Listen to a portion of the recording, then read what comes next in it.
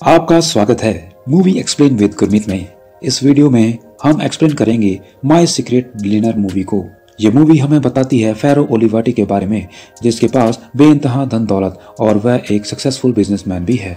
एक बार फेरो के पिता बुरी तरह से बीमार हो गए और उन्होंने एक आखिरी विश फेरो को पूरी करने के लिए कहा।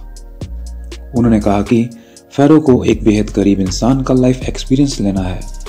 रुपयों के बिना पूरे 30 दिन तक एक गरीब आदमी बनकर रहना है, बिना अपने पैसे को हाथ लगाए और बिना अपने नाम का इस्तेमाल किए। अपने पिता की आखिरी विश को पूरा करने के लिए फेरो ने खुद को एक बेहद गरीब आदमी में बदल लिया, जिसका नाम क्लाउड रखा गया। क्या फेरो अपने पिता की आखिरी इच्छा को पूरा कर पाएगा? और क्या फेरो, जो बचपन से लेकर बड़े होते तक एक अमीर आदमी की जिंदगी जीता आया है, इसे आधा ही बीच में छोड़ देगा? चलिए इसका जवाब हमें मिलता है माय सीक्रेट बिलियनर मूवी के एक्सप्लेनेशन में। तो कहानी शुरू होती है। माय सीक्रेट बिलियनर मूवी हमें बताती है एक बेहद अमीर आदमी के बारे में, जिसका नाम फेरो ओलिवाटी है, जो एक सक्सेसफुल बिजनेसमैन है और बहुत ही अमीर परिवार से है।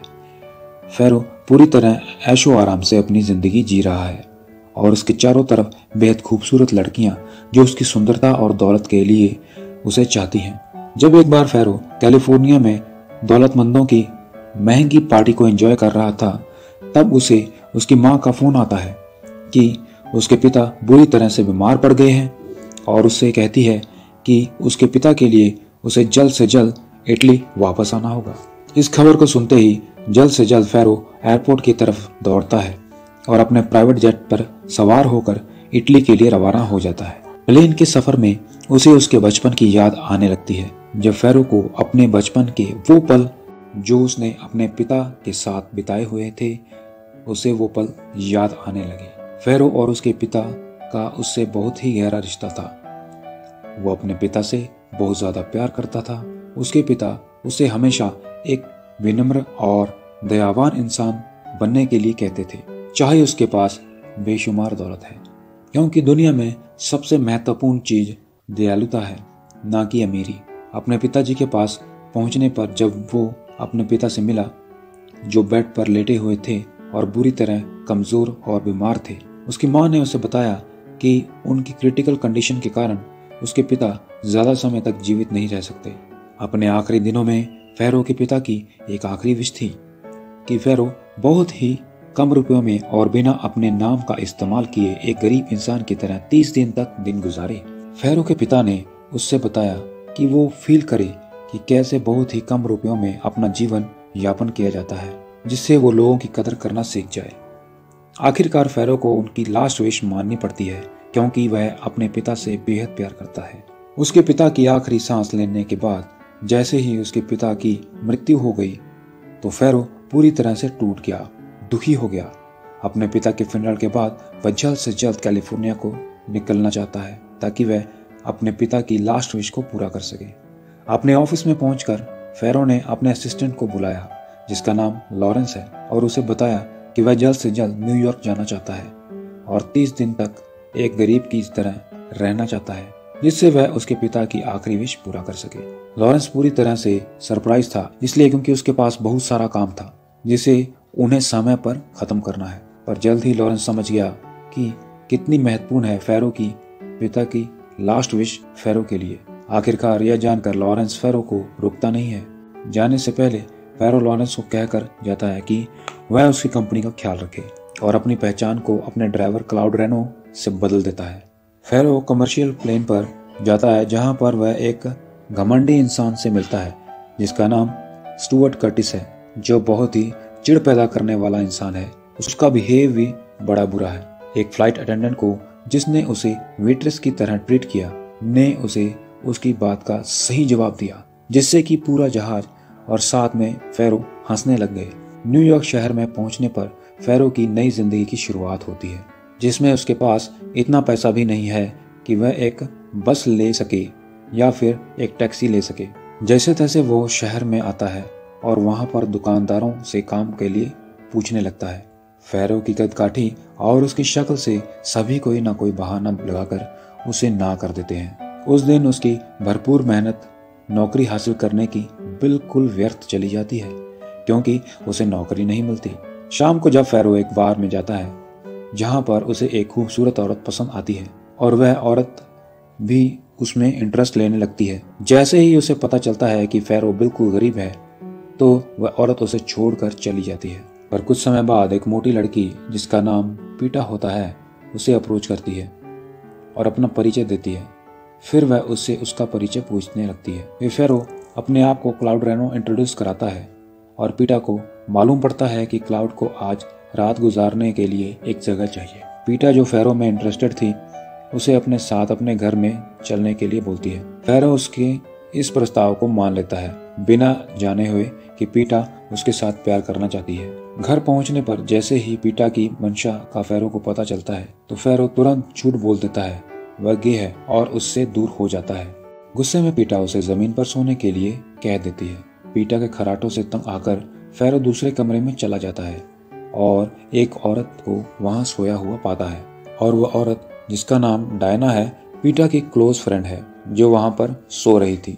जल्दी डायना को फेरो की प्रेजेंस का पता चल जाता है और वह गुस्से में चिल्लाते हुए फेरो को कमरे से बाहर निकाल देती है। पीटा घर से निकाले जाने के बाद वह दोबारा न्यूयॉर्क की सड़कों पर था, वह भी ठंडी आधी रात में। दुर्भाग्य से उसे दो आदमी मिल जाते हैं जो उसे लूटना चाहते हैं। फेरो उनसे लड़ता है और वहां से भागने में सफल हो जाता है पर वह गुंडे उसका पीछा करते हैं। जब वह उन गुंडों से छिप रहा था तब किसी ने उसे देखा और सोचा कि यह कोई लुटेरा है तो उसने पुलिस को फोन कर दिया। जल्दी पुलिस फेरो को पकड़ कर ले जाती है और जेल में डाल देती है। उसने बहुत समझाया कि वह एक लुटेरा नहीं है, वह एक शरीफ इंसान है।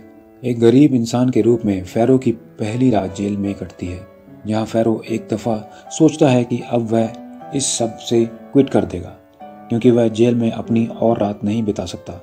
अगले दिन पुलिस को उस पर विश्वास हो जाता है इसलिए उसे छोड़ दिया जाता है। पुलिस को उस पर विश्वास है कि वो बेकसूर है। फेरो बहुत भूखा था जिसने कल से कुछ भी नहीं खाया था। उसने सोचा कि चलो हॉट डॉग खाकर ही अपनी भूख शांत की जाए पर दुर्भाग्य से उसके पास 50 सेंट्स हैं जिससे वह हॉट डॉग नहीं खरीद सकता है। हॉट डॉग वाले को फेरो पर दया आ जाती है और वह उसे एक फ्री में हॉट डॉग देता है। हॉट डॉग लेने के बाद फेरो हॉट डॉग वाले का बहुत सारा दिल से धन्यवाद करता है और उससे उसका नाम पूछता है और उसकी इस दयालुता का उसे धन्यवाद देने के लिए भी कहता है कि एक दिन फेरो उसका एहसान जरूर चुकाएगा। लेकिन हॉट डॉग वाला उसे इग्नोर करता है बिना किसी लालच के मुस्कुराते हुए। जब फेरो डस्टबिन से अखबार लेने जाता है तो एक भिखारी उस अखबार को उठा लेता है। फेरो अपने पास बचे 50 सेंट्स उस भिखारी को देकर वह अखबार ले लेता है। अखबार को पढ़ने के दौरान सड़क पार करते समय एक डिलीवरी ट्रक से फेरो टकरा जाता है जिसका ड्राइवर फ्रेड था। ट्रक ड्राइवर तुरंत बाहर आता है और फेरो की मदद करता है उठने में और उससे उसके बारे में पूछता है कि कहीं उसे चोट तो नहीं लगी और अपने किए पर शर्मिंदा होता है। तब फेरो उसे बताता है कि वो ठीक है, उसे कुछ नहीं हुआ है पर उसे एक नौकरी चाहिए, साथ में रहने के लिए जगह भी चाहिए। यह सुनते ही फ्रेड फेरो को बताता है उसके एक कस्टमर के बारे में जिसे एक ड्राइवर की बेहद जरूरत थी और फ्रेड चाहता था कि वह उससे मिले। फेरो उसका बहुत बहुत धन्यवाद करता है और उसकी इस ऑफर को मान लेता है। जब फेरो फ्रेड के बताए पते पर जाता है तो यह देखकर वह हैरान हो जाता है कि फ्रेड का कस्टमर कर्टिस है जिसे वह प्लेन में पहले भी देख चुका है। यह तो वही चिड़चिड़ा आदमी था जिसने प्लेन में हंगामा किया था, जो असल में एक सक्सेसफुल रियल एस्टेट एंटरप्रेन्योर है पर वह बड़ा गुस्सा करने वाला और दूसरों को नीचा दिखाने वाला आदमी है। कुछ समय के लिए छोटे से इंटरव्यू के दौरान कर्टिस फेरो को अपने ड्राइवर के लिए नौकरी पर रख लेता है पर उसकी एक शर्त होती है कि वह जो भी कहेगा फेरो को वो मानना पड़ेगा, जिसे फेरो मान लेता है। उस दिन कर्टिस फेरो को नौकरी पर रख लेता है और उसे अपने घर पर रखी एक पार्टी में वेटर की तरह का काम करने के लिए कहता है। जब फेरो टेबल साफ कर रहा था तब वह देखता है कि टेलीविजन पर न्यूज़ ब्रॉडकास्ट हो रही है जिसमें बताया जा रहा होता है कि उसकी कंपनी फेरो ओलिवाटी एंटरप्राइजेस एक $multi-million प्रोजेक्ट को जीत चुकी है जिसे उसने अपनी राइवल कंपनी को हराकर जीता है। इसको जानने के बाद शाम को फेरो लॉरेंस को फोन करता है कि उसकी कंपनी के सभी एम्प्लॉयज को $5000 बोनस में दे दो। इसे सुनकर लॉरेंस पूरी तरह से हैरान हो जाता है क्योंकि आज से पहले कभी भी फेरो ने ऐसा नहीं किया था। वो जानता है कि फेरो इससे पहले कभी भी अपने एम्प्लॉयज़ के बारे में नहीं सोचता था। पर अब जब फेरो जानता है कि बिना रुपयों के जिंदगी बितानी कितनी मुश्किल है, तब उसे अपने एम्प्लॉयज़ की कदर होने लगती है। वह उनका अपने मन में शुक्रगुजार करता है कि उनके कारण उनकी कंपनी इतनी तरक्की कर रही है। जब फेरो अपने रूम में एंटर होता है आराम करने के लिए, तब वह अपने कमरे में कर्टिस की बीवी कैट को देखकर हैरान हो जाता है। कैट फेरो को सेड्यूस करने की कोशिश करती है, पर फेरो उसे मना करता है। अभी ज़्यादा समय नहीं होता कि तभी उनके डोर पर नॉक होती है।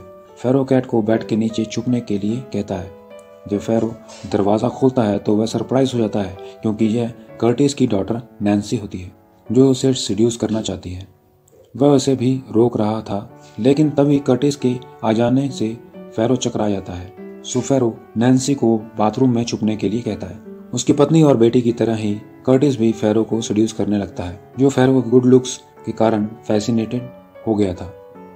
जैसे तैसे फेरो कर्टिस को झूठ बोल देता है कि उसे सेक्सुअल बीमारी है, जो एक से दूसरे को भी लग सकती है। कर्टिस यह सुनकर गुस्से में वहां से चला जाता है। ऐसे ही सभी चले जाते हैं। जब फेरो कर्टिस को ऑफिस में लेकर आता है तो वह एक्सीडेंटली डायना को फिर से देखता है। डायना, जो कर्टिस की कंपनी में ही एक वर्कर थी, डायना भी फेरो को देखकर पहचान जाती है, क्योंकि उसे याद आता है कि पीटा के घर पर क्या हुआ था।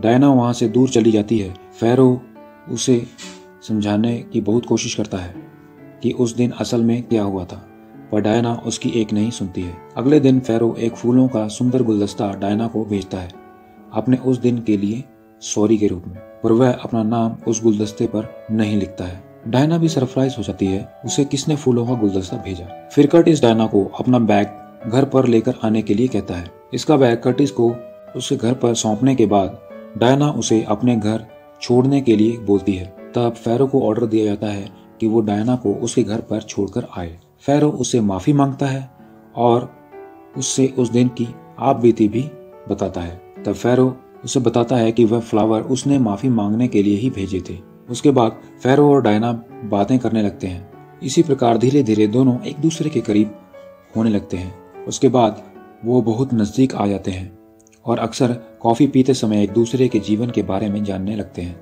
यहाँ पर फेरो को पता चलता है कि डायना की पहले भी शादी हो चुकी है, पर उसके पति की फौज में 9 साल पहले मौत हो चुकी है। इसी कारण वह अब अकेली है।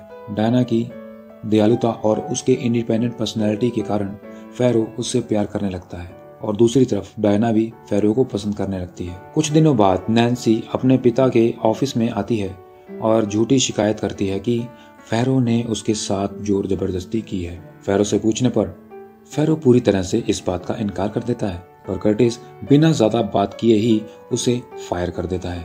कर्टिस की यह बात सुनकर डायना फेरो को बचाने के लिए आती है, पर आखिरकार उसे भी कर्टिस नौकरी से निकाल देता है, क्योंकि अब फेरो के पास कोई रहने के लिए जगह नहीं थी और ना ही नौकरी थी। इसलिए डायना उसे अपने साथ अपने घर लेकर चलती है, जहाँ पर उसके माता पिता भी रहते हैं। डायना ने फेरो को इनवाइट किया अपने माता पिता के साथ डिनर करने के लिए, जहाँ पर वह अपनी इच्छा जाहिर करती है कि फेरो उन सबके साथ रहे। डायना के माता पिता इस बात से डिसएग्री होते हैं, क्योंकि फेरो के पास कोई काम नहीं, वो बेघर भी है।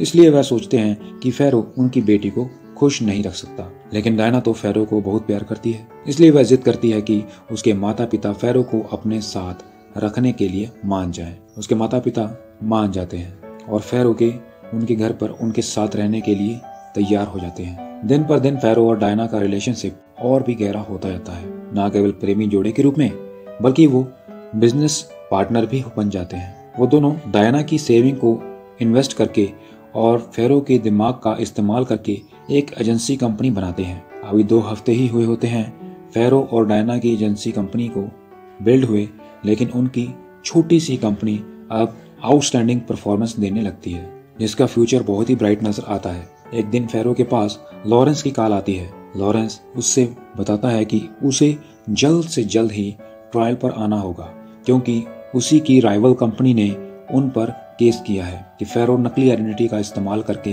कुछ गलत कर रहा है। ऐसा लगता है कि विरोधी कंपनी ने उसके ऑफिस का फोन टैप किया है। उन्हें लगता है कि फेरो आइडेंटिटी बदलकर कुछ गलत कर रहा है अपनी कंपनी को बचाने के लिए तुरंत फेरो कैलिफोर्निया की तरफ रवाना हो जाता है और अपने ट्रायल को अटेंड करके फेरो ओलिवाटी एंटरप्राइजेस को जीत दिला देता है। फिर फेरो न्यूयॉर्क को रिटर्न होकर तुरंत डायना को मिलता है। डायना जो बहुत गुस्से में थी क्योंकि फेरो कभी कभी बहुत ही मिस्टीरियसली बिहेव करता है और डायना से सीक्रेट छुपा कर रखता है। डायना और भी गुस्से में हो जाती है जब कर्टिस की वाइफ केट फेरो से मिलने ऑफिस आती है और उसे लगता है कि इन दोनों के बीच कोई ना कोई रिलेशन है। इससे पहले कि फेरो समझा पाता, वो ऑफिस से निकलकर भाग जाती है। डायना जो अब पूरी तरह से गुस्से में थी और रो रही थी। अब इस सब के बाद एक हफ्ता गुजर जाता है। कोइंसिडेंटली आज फेरो का 30वां आखिरी दिन होता है और उसने अपने पिता की इच्छा को पूरा कर दिखाया था, पूरे 30 दिनों तक एक गरीब आदमी बनकर। अब फेरो को डायना का ख्याल सता रहा था, एक ऐसी औरत जिसने उससे सच्चा प्यार किया था, ना कि उसके रूप रंग से और ना ही उसके दौलत से। फेरो उसे बार बार कॉल करता है, लेकिन डायना की माँ हर बार फोन उठा लेती है और उसे उनकी बेटी को तंग ना करने के लिए और उसकी जिंदगी से दूर जाने के लिए कहती है। हर बार डायना की माँ के शब्द सुनकर फेरो टूट जाता है। तब फेरो अपनी माँ को कॉल करता है और उसे सब कुछ बताता है। तब उसकी माँ उसके इस प्यार की जंग को खुद ही लड़ने और जीतने के लिए उसे कहती है। तब फेरो को हौसला होता है और फेरो डायना के घर पर जाता है डायना से मिलने के लिए। इधर डायना भी फेरो की कॉल का वेट कर रही होती है, लेकिन उसकी माँ के कारण उससे बात करने को नहीं मिल पाती। ये जानकर बहुत गुस्सा होती है अपनी माँ पर, क्योंकि वह उनके रिलेशनशिप के बीच में आ रही थी। आखिरकार फेरो और डायना की गलतफहमियां हट जाती हैं और वे अब दोबारा से एक खुशनुमा कपल बन जाते हैं। कुछ समय बाद सीन चेंज होता है और हमें फ्रेड को दिखाया जाता है, जो कर्टिस के घर पर जाता है और उससे क्लाउड यानी फेरो के बारे में पूछता है। फ्रेड कर्टिस और उसके परिवार को बताता है कि जो आदमी क्लाउड उनके घर पर उनके पर्सनल ड्राइवर के रूप में काम कर रहा था, वह असल में फेरो ओलिवाटी एक बिलियनर है जिसने उसे $50,000 का एक चेक दिया है उसकी दयालुता के कारण। फेरो फिर डायना को कैलिफोर्निया लेकर जाता है और वहां अपनी पहचान उसके साथ जाहिर करता है कि वह फेरो ओलिवाटी है, एक बेहद अमीर आदमी जो डायना के साथ सच्चे प्यार में बंध गया है, जो एक सिंपल और एक्स्ट्रा ऑर्डिनरी वुमेन है। फेरो डायना को अपनी माँ से मिलाता है और वहीं पर उससे प्रपोज करता है। डायना उसका प्रपोजल एक्सेप्ट कर लेती है। फेरो और डायना की शादी बहुत ही भव्य और शानदार होती है और साथ में जिन्होंने फेरो की न्यूयॉर्क में बिना किसी लालच के मदद की थी, वह सारे लोग इस शादी में शामिल होते हैं। हमें इस कहानी से ये सीख मिलती है कि हमारे पास कितना भी पैसा हो, कितने भी धन दौलत हो, लेकिन हमें अंदरूनी शांति हमारे सच्चे प्यार से ही मिलती है, जो बिना किसी लालच के हमसे प्यार करता है। दयालुता, प्यार, बिना किसी लालच के दूसरे की मदद करना, ये सब हमारे पास कितना भी धन हो, हम इससे खरीद नहीं सकते। सो फ्रेंड्स, हम आशा करते हैं कि आपको हमारी ये मूवी एक्सप्लेनेशन पसंद आया होगा। तो प्लीज सब्सक्राइब कीजिए ताकि इस प्रकार के मूवी एक्सप्लेनेशन आपको हमेशा मिलते रहेंगे। अगर आप एक्शन से भरपूर मूवी का एक्सप्लेनेशन देखना चाहते हैं तो सामने नजर आ रहे वीडियो पर क्लिक करके इसे एंजॉय कर सकते हैं। तब तक के लिए मैं गुरमीत आपसे अलविदा लेता हूं और जल्द ही मिलता हूं एक नए मूवी एक्सप्लेनेशन के साथ। तब तक के लिए हमारे साथ जुड़े रहें मूवी एक्सप्लेन विद गुरमीत के साथ।